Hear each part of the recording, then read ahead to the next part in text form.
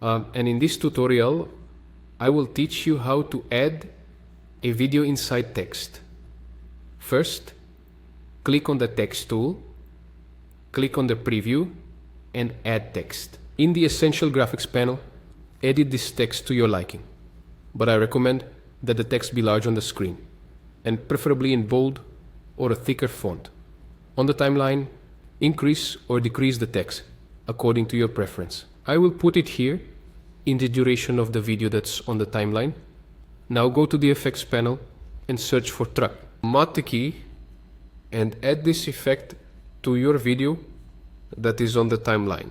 In the effect controls panel, you go to the track matte key effect. And in matte, you change from none to the track where your text is. In my case, it is on video track 2.